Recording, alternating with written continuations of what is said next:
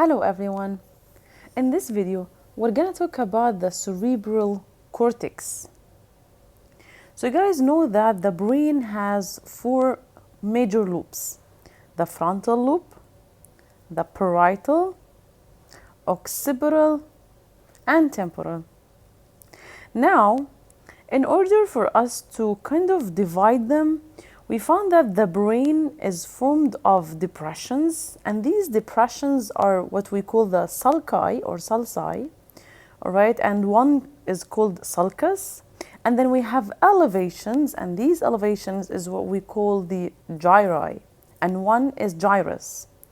Now, the first thing that we made for us to kind of divide them into areas is that the central sulcus. So we have a very long, all right, very long depression, and that depression can come all the way from the lateral aspect all the way to the medial aspect. This is what we call the central sulcus, all right? So the central sulcus comes all the way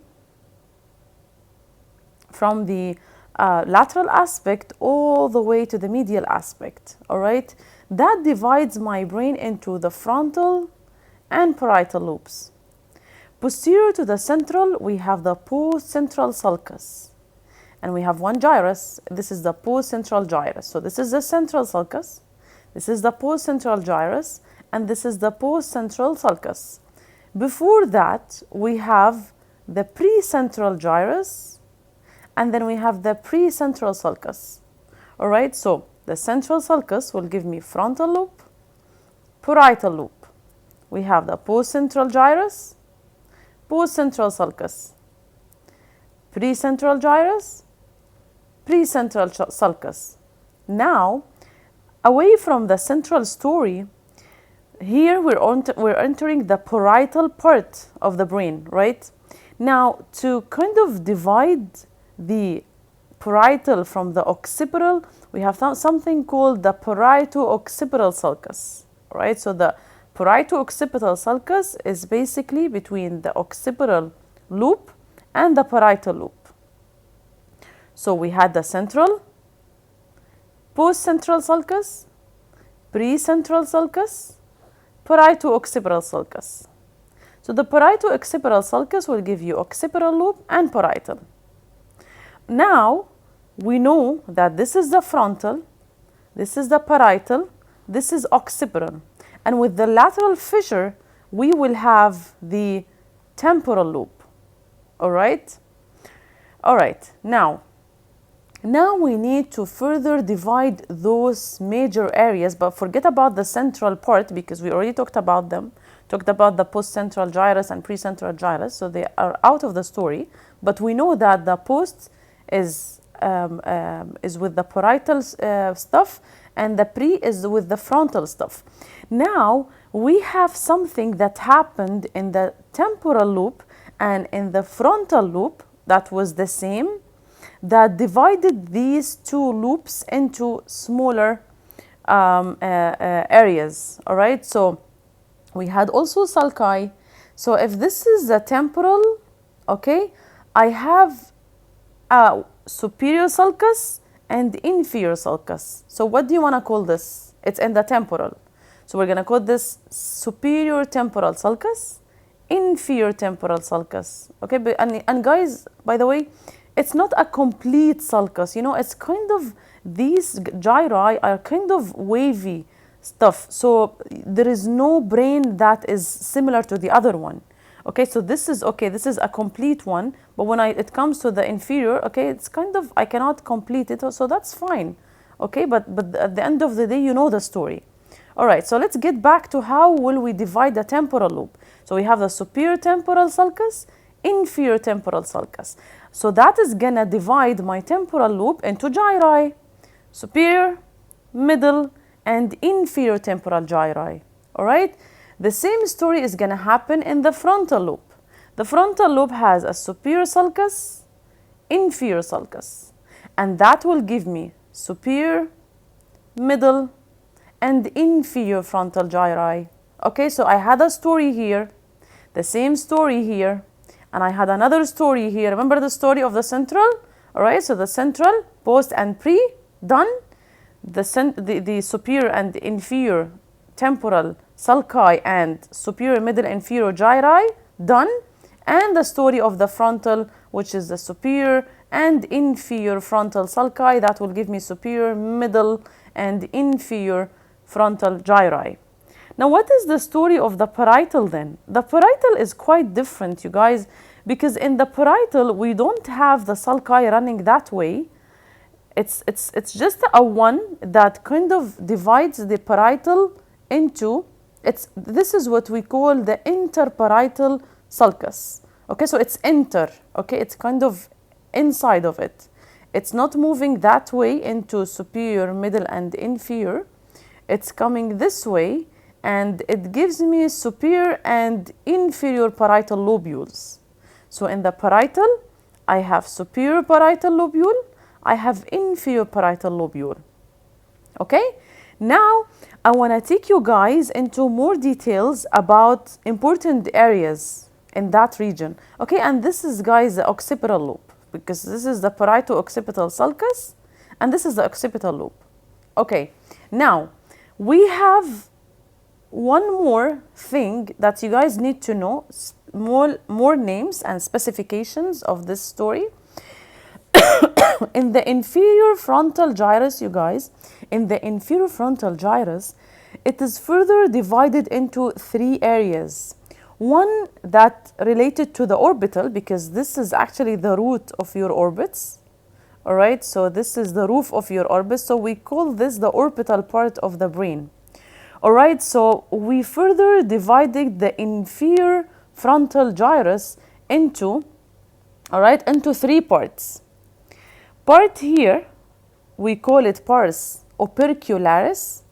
Part here, we call pars triangularis. And part here, we call it pars orbitalis.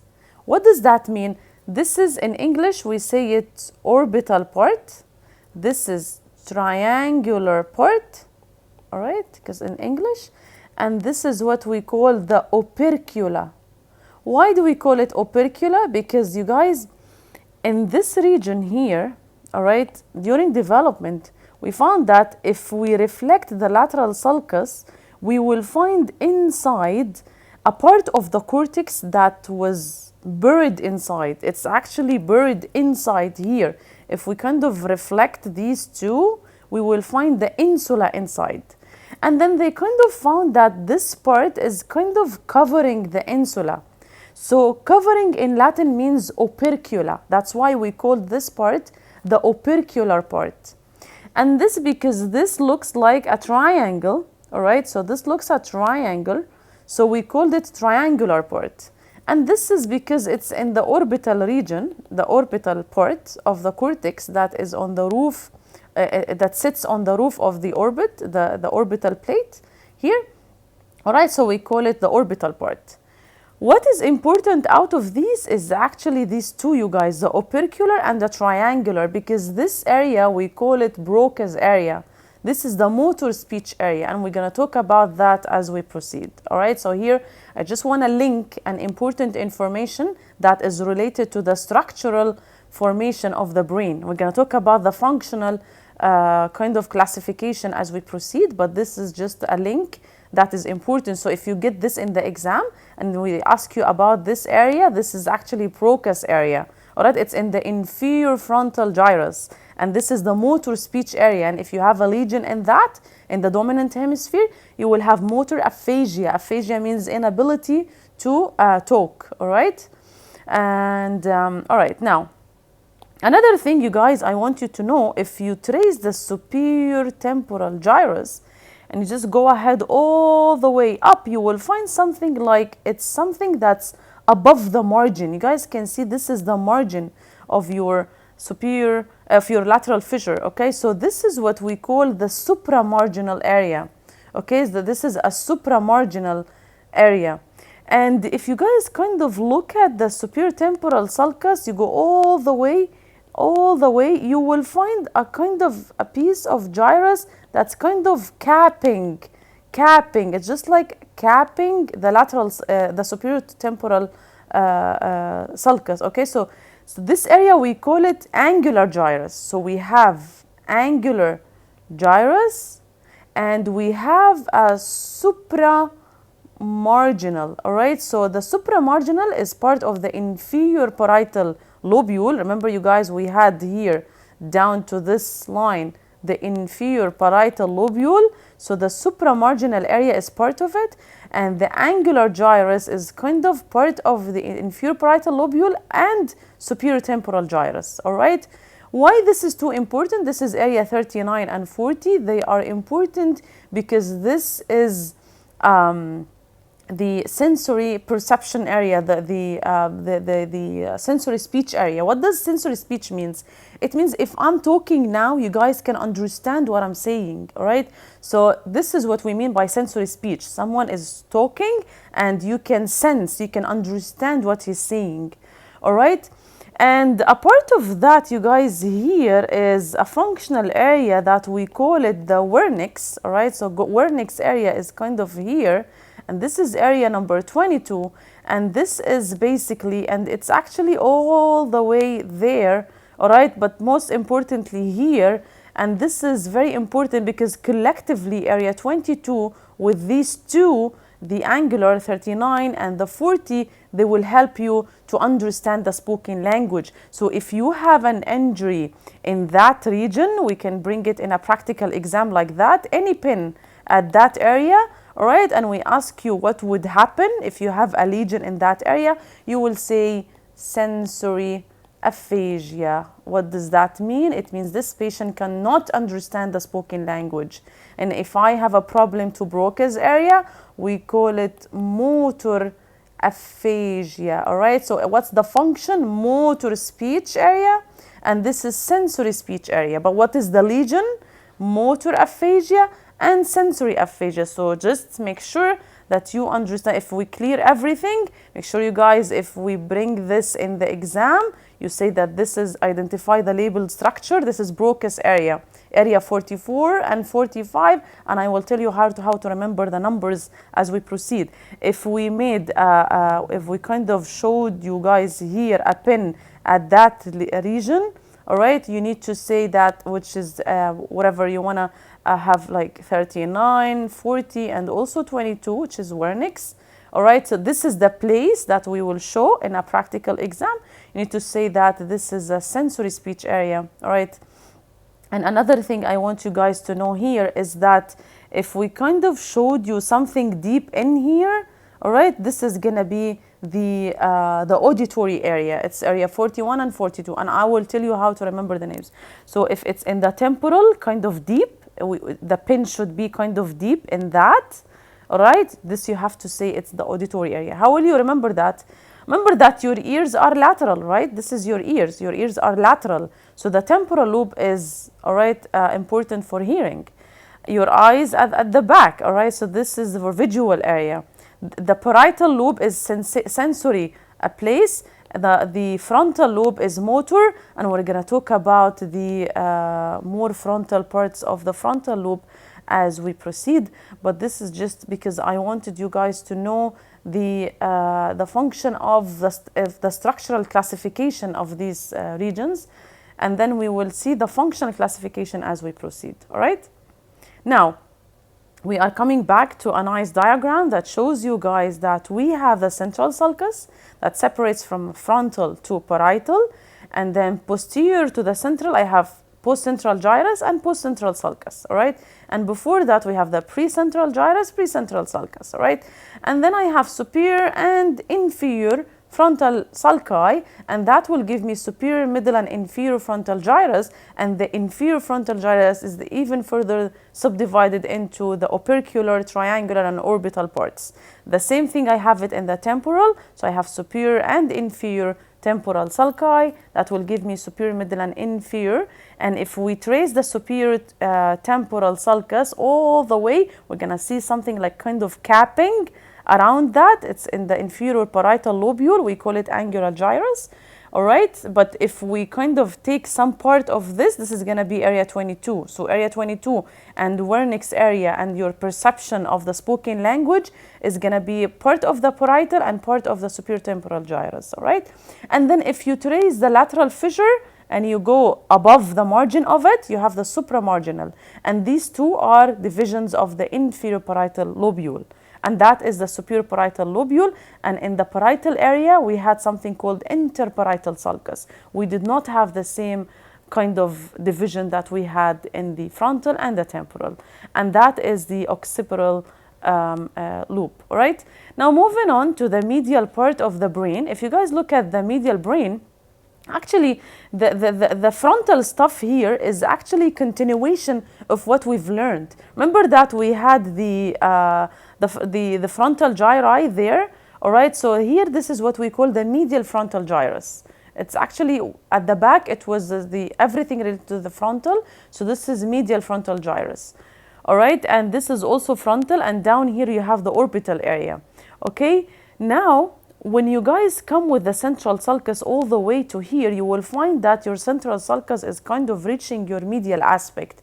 There is a very important piece of brain here around your central sulcus that we call the paracentral lobule. Paracentral lobule, you guys, is very important because this is your leg area, and starting from the pelvis, perineum, and leg area. This is very important because here you have the sensation. If you are in the central gyrus, this is motor. Okay, we're gonna talk about that next. Central R, this is motor. Okay, so guys, when we were here at the back, the post-central gyrus is sensory, all right, and the pre-central gyrus is motor. Okay, remember that what you have in the frontal is mainly motor, what you have in the parietal is mainly sensory. It should be all sensory. Frontal, we have other stuff. But when we talk about our bodies and how we interact, the posts, all right, stuff, the post and the parietal stuff is sensory. The pre and the frontal stuff is motor. That's why, you guys, the Broca's area is the motor speech area. It's the lower part of the frontal. It follows our rule. And the Wernicke's area, and also the area 39 and 40, which were in the inferior parietal, this is in the sensory area. So this is sensory speech area. So it makes sense, you guys, okay? Because this is part of the sensory stuff, and this is part of the motor stuff. But here is the speech, okay? So now if you trace the central sulcus, you guys, all the way until you reach here, you have the paracentral lobule, what is posteriorly sensory, what's anteriorly motor, all right? So this is what we call the somatotopic organization, what we call the homunculus, okay? This is how your axons that have the information for your body is arranged. We found that if people have a problem in that region, they lost, if it's in the pre, they lost movement of the pelvis, perineum, and lower limbs, incontinence. If they had a problem in the posts, okay, so this is here post, all right, and this is pre, we found that they have a problem with sensation. So we came to know that this is sending information to the pelvis, perineum, and lower limb. This is important exam question. We can ask you what happens if we have a lesion in the paracentral lobule. What about the rest of the body? The rest of the body is actually outside, and now we will see a nice diagram. Now, why this is important? Because when we talk about, you guys, the blood vessels, you will find that the anterior cerebral artery is in the medial surface here.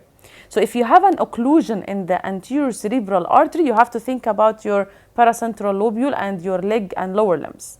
If you have a problem in the middle cerebral artery, you have to think about everything else. Your upper limbs, your trunk, your face, all right?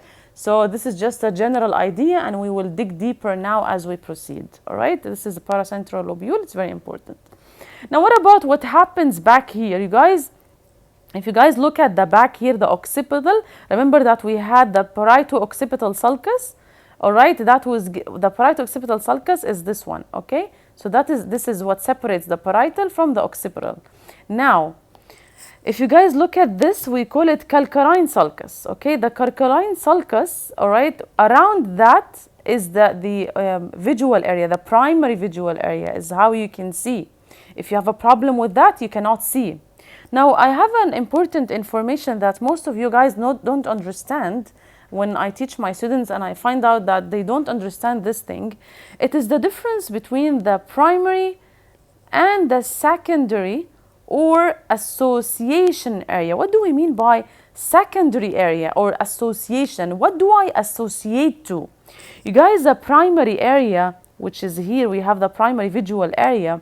The primary area is the area that helps you to do the thing, to understand, to feel. If you have a primary somatosensory area or somatic area, it means you can feel. Yes, I can feel. Can you feel my touch in your hand? Yes, I can feel. Okay, but what are you feeling? If you have a problem with the association or secondary area, you cannot associate what you are feeling with the registered memory you had when you were a kid and you had this kind of sensation and you've learned that kind of sensation. You cannot associate it to that.